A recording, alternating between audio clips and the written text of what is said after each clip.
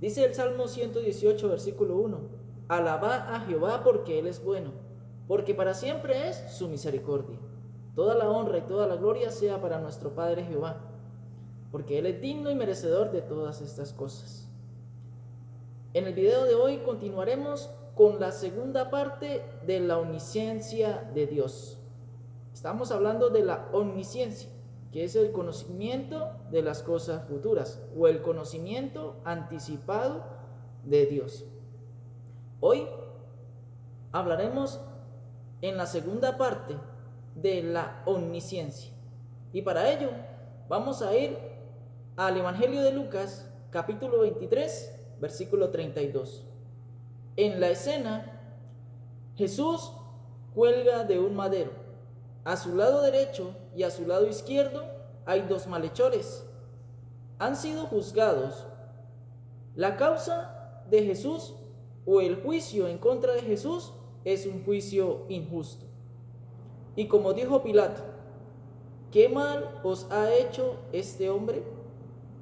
Lucas capítulo 23, versículo 14 dice: les dijo: me habéis presentado a este como un hombre que perturba al pueblo, pero habiéndole interrogado yo delante de vosotros, no he hallado en este hombre delito alguno de aquellos que le acusáis. Sin embargo, Jesús muere en la cruz del Calvario, y aunque allí sucedieron cosas dichas por Jesús, entre ellas la encontramos en Juan capítulo 19, versículos 26 y 27, y dice el Señor Jesús: mujer, he ahí tu hijo. Y al discípulo Juan le dijo: he ahí tu madre. Lucas capítulo 23, versículo 34, vuelve a decir: Padre, perdónalos porque no saben lo que hacen. En Juan capítulo 19, versículo 28, vuelve a decir: para que se cumpliese la escritura, Jesús dijo: tengo sed. En Mateo capítulo 27, versículo 46, Jesús dijo: Elí, Elí, lama sabataní. Y esto significa: Dios mío, ¿por qué me has desamparado? Y surge la pregunta: ¿en verdad desamparó Dios a su Hijo? Y leemos en Juan capítulo 3, versículo 16: porque de tal manera amó Dios al mundo, que ha dado a su Hijo unigénito, para que todo aquel que en Él cree no se pierda, mas tenga la vida eterna. Y aquí algunos predicadores enseñan, uniendo a estos dos textos, como Dios mío, ¿por qué me has desamparado? Y Juan capítulo 3, versículo 16, y estos enseñan de cómo Dios, si es el soberano, y cómo todo debe estar sujeto a Él, suelen decir de que un día Dios le dice a su Hijo: usted va a sufrir en la cruz del Calvario, porque en el padecimiento el cual Jesús tenía que pasar es algo tan terrible, tanto así que Jesús en el huerto, en el monte de los olivos, postrado de rodillas, sin acobardarse, pero muy tocado y siendo consciente de lo que le esperaba. Él dice en Lucas capítulo 22, versículo 42: Padre, si quieres, pasa de mí esta copa, pero no se haga mi voluntad, sino la tuya. Aquí Jesús dice: si hubiese otra manera u otra forma, pero rectifica de que no se haga su voluntad, sino la del Padre. Y vemos una escena donde hay un hijo angustiado, desesperado, y al padre no le importa. Y luego él, como un ser sumiso, dice: es tu voluntad.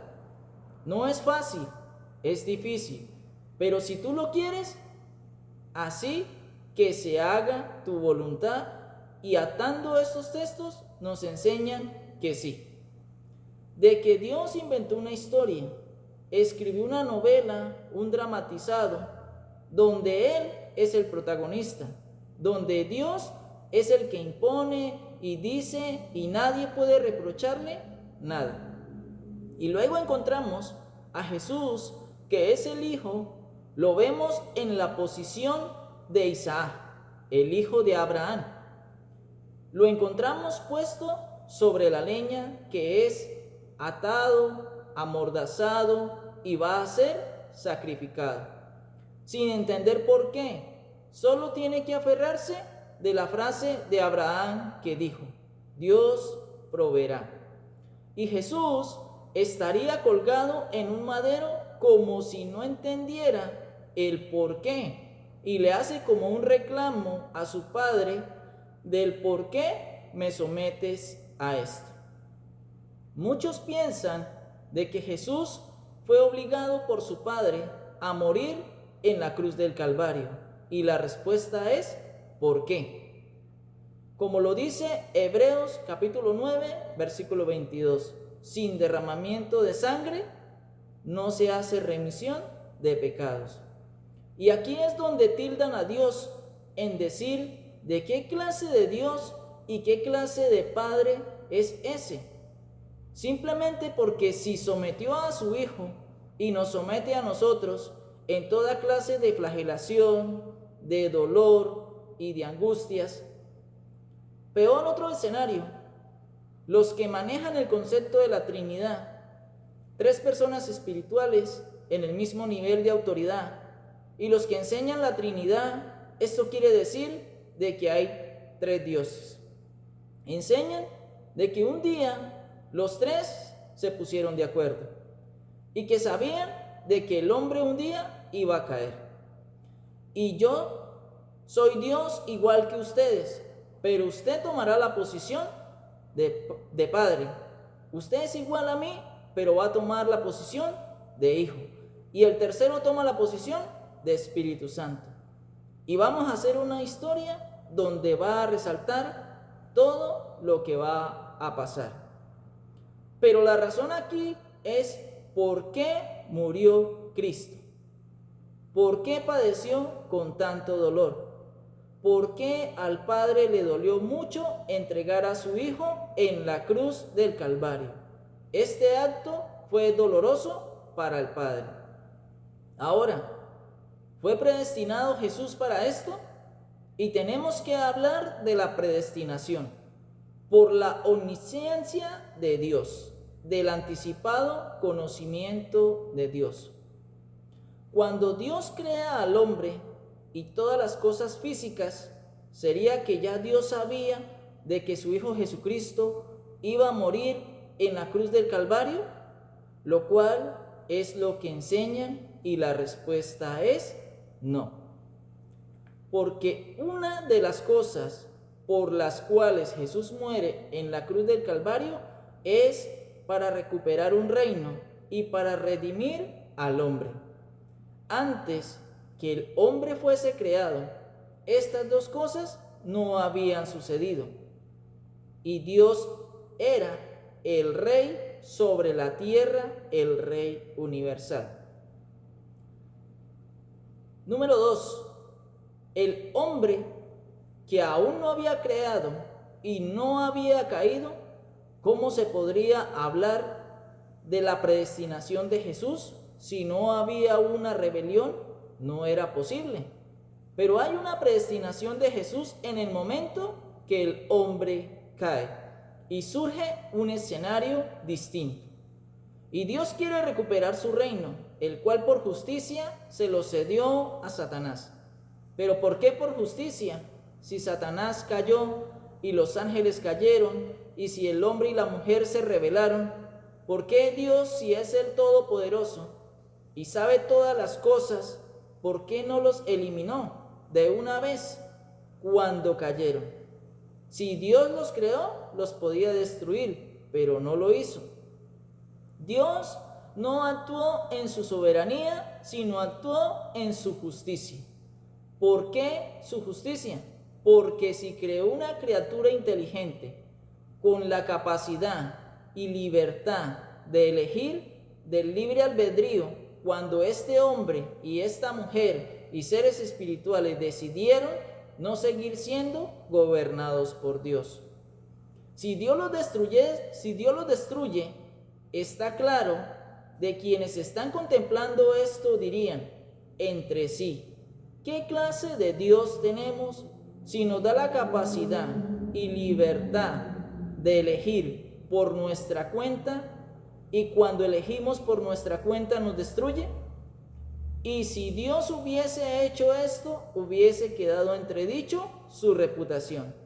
Pero no es así, y así lo ven los ángeles fieles que le sirven en la corte celestial de Dios. Ahora usted me dirá, ¿dónde dice eso en la Biblia? La Biblia no lo dice así, pero yo debo entenderlo por los ejemplos que estamos viendo en la Biblia. Por ejemplo, cuando Dios llama al pueblo de Israel en el monte Sinaí y escoge a un hombre llamado Moisés como mediador del primer pacto, y les dice en Deuteronomio capítulo 30, versículo 15, mira, yo he puesto delante de ti hoy la vida y el bien, la muerte y el mal. Y en el versículo 19 dice lo siguiente: a los cielos y a la tierra llamo por testigos hoy contra vosotros, que os he puesto delante la vida y la muerte, la bendición y la maldición. Escoge pues la vida para que vivas tú y tu descendencia. ¿Cómo les dijo Dios a Israel por medio de Moisés?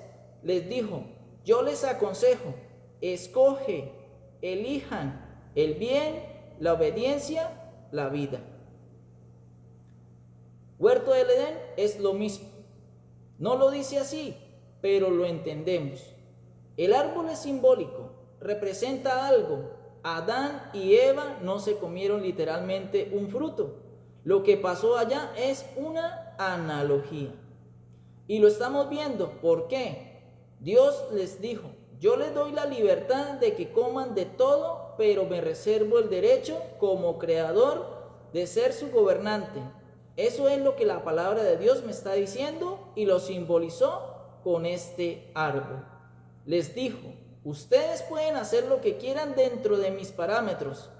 Yo les doy la libertad de hacer lo que quieran con los demás árboles, pero yo me reservo este árbol el derecho que tengo como su creador. Pero el día que me den la espalda y me rechacen como su gobernante, ese día ustedes morirán. Qué bonito es entender la palabra de Dios.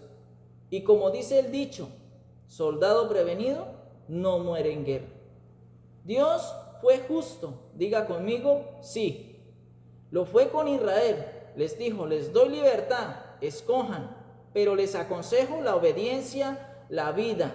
El día que me den la espalda, morirán. Lo mismo pasó con Adán. Le dio libertad, le advirtió, y si obedecía, viviría.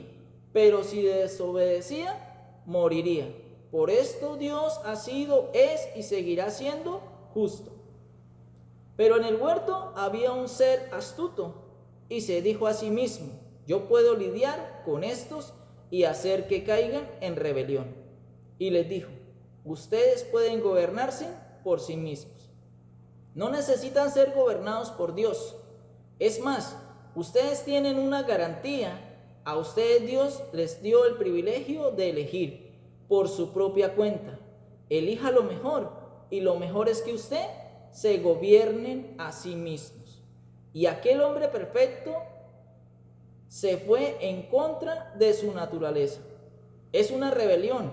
No es cierto de que se comieron una manzana. No es cierto de que fue en unas relaciones sexuales. Esas cosas son inventos.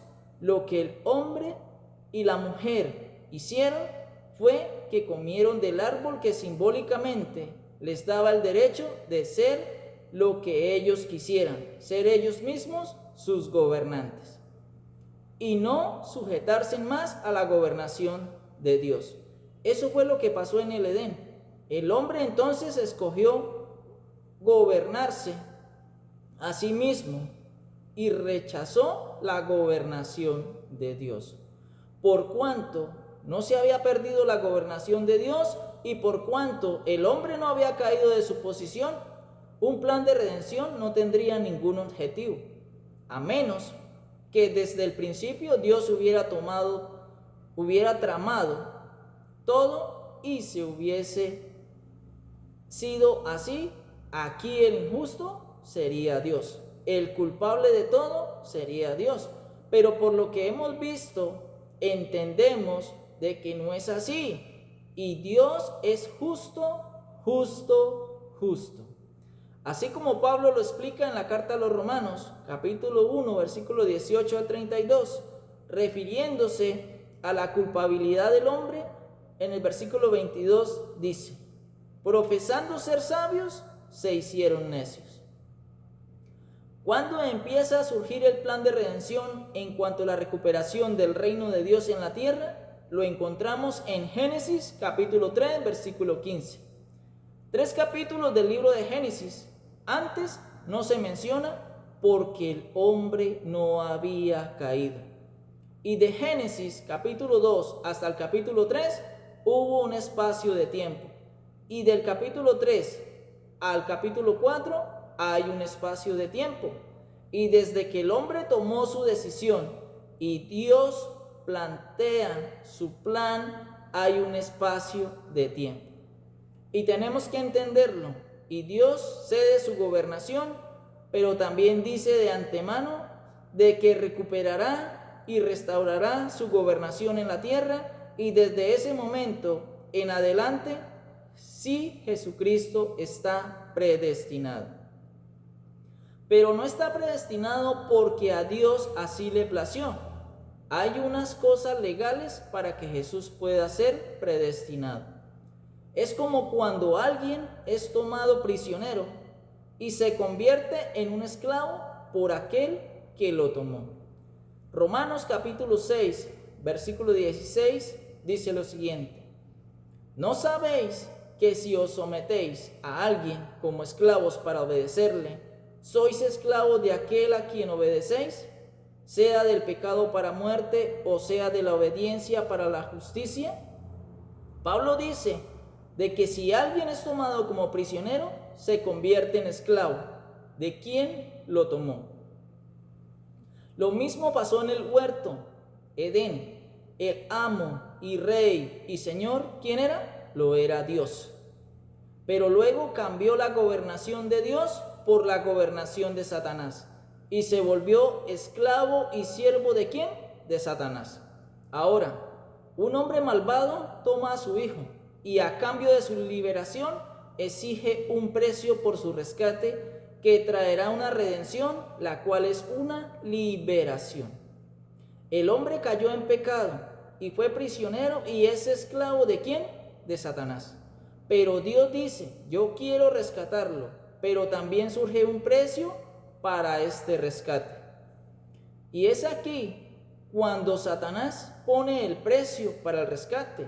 Le dice a Dios: demuestre de que un hombre perfecto puede ser fiel a usted cuando está puesto a prueba. Porque así como Adán, hombre perfecto, fue puesto a prueba y le dio la espalda a usted, ahora que un hombre perfecto demuestre de que el que falló fue Adán y no usted. Y aquí hay un gran problema, porque se pedía un hombre perfecto.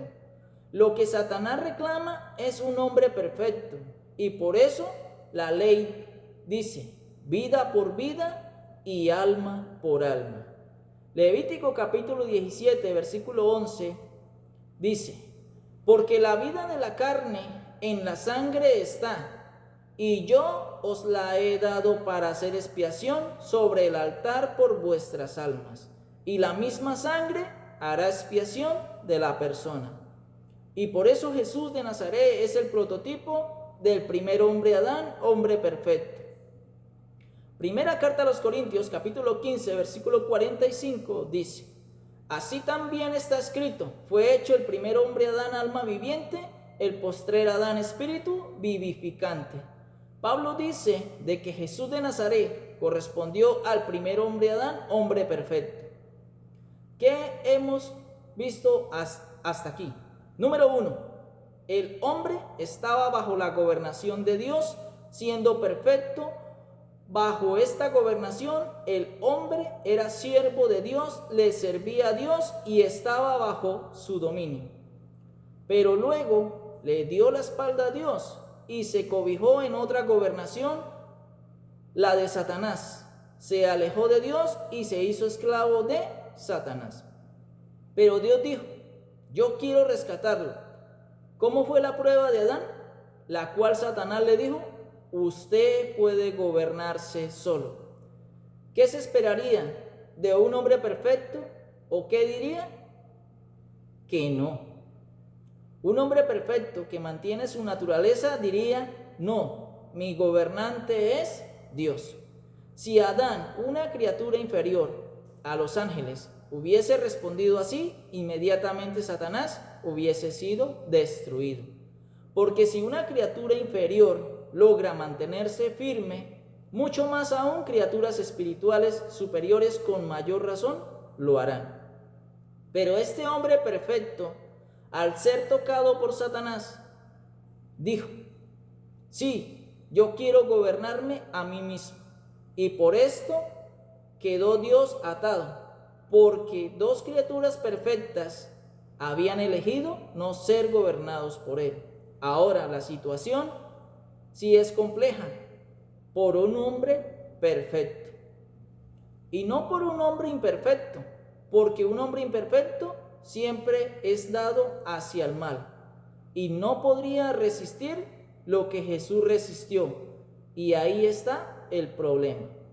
Salmo 49, versículo 8 dice: porque la redención de su vida es de gran precio y no se logrará jamás. Esa imposibilidad había en el hombre imperfecto. Esto quiere decir, Dios no podía ponerse a buscar en el transcurso del tiempo a un hombre perfecto, porque es imposible que surja de un hombre imperfecto y se vuelva perfecto. Eso es imposible, y esto es un gran problema el cual Dios tenía.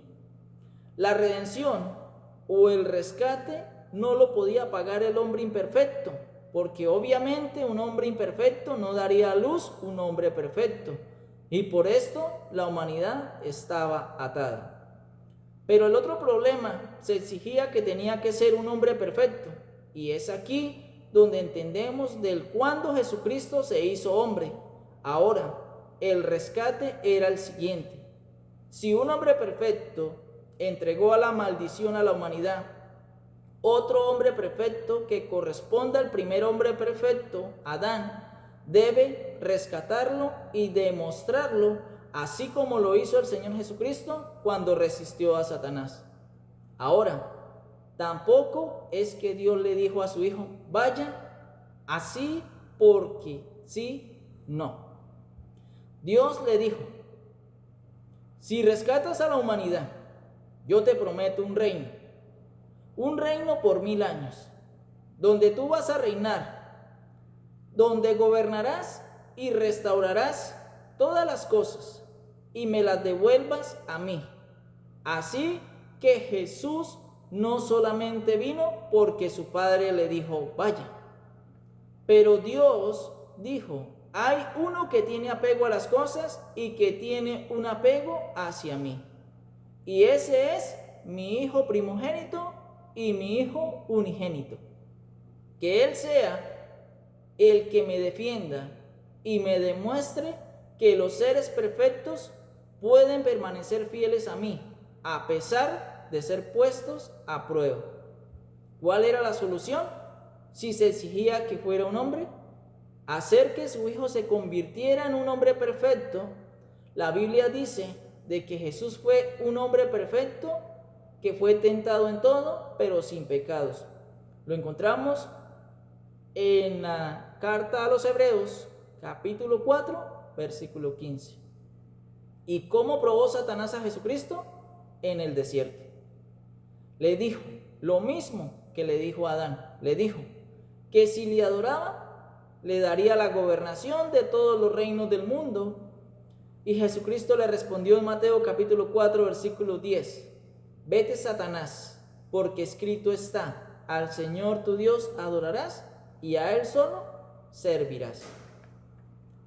¿Qué le dijo Jesús con esto a Satanás? Solo mi Dios, mi Padre, es mi gobernante y mi Rey, y a Él le daré la gloria y la honra como mi único gobernante. Y ahora Jesús tenía que demostrarlo. Ya lo había dicho, faltaba la parte más difícil. Y en el huerto encontramos a Jesús, un hombre que es consciente de eso. Resistió todas esas cosas y murió como Adán. Y fue sepultado con una diferencia.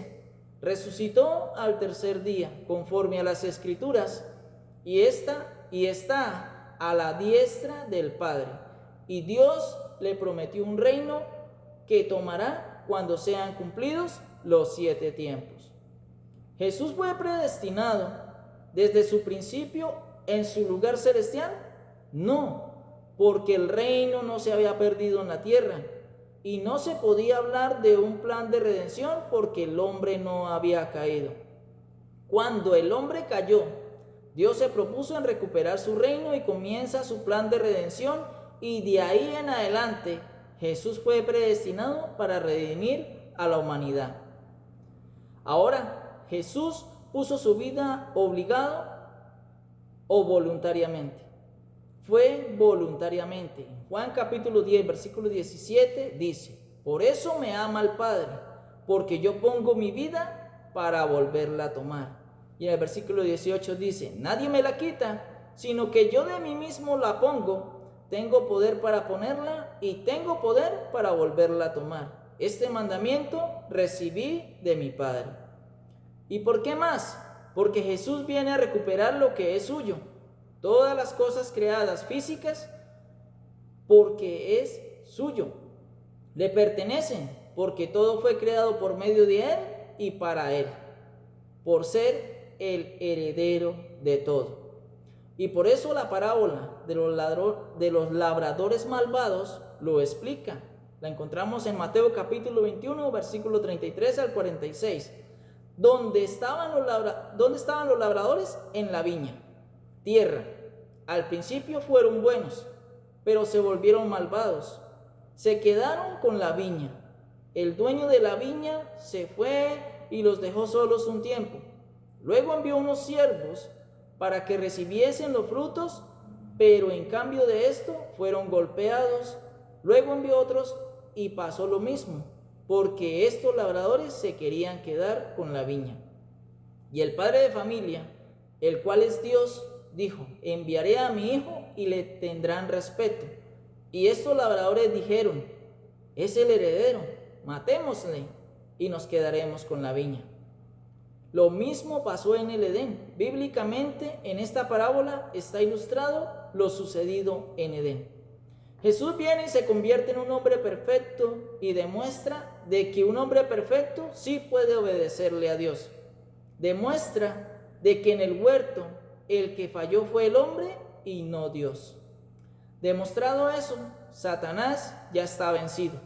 Solo falta que se cumpla el tiempo establecido por Dios. Primero, Jesucristo fue predestinado. ¿Por qué? ¿Y cuándo? Sí, fue predestinado para la redención y restauración del reino de Dios en la tierra, desde el momento en que el hombre cayó y elige no ser más gobernado por Dios. Antes de esto, no, porque el reino no se había perdido y el hombre se sujetaba a la gobernación de Dios en la tierra. Segundo, porque tenía que ser Jesucristo quien muriera en la cruz del Calvario, porque se exigía un precio para el rescate, y era la vida de un hombre perfecto.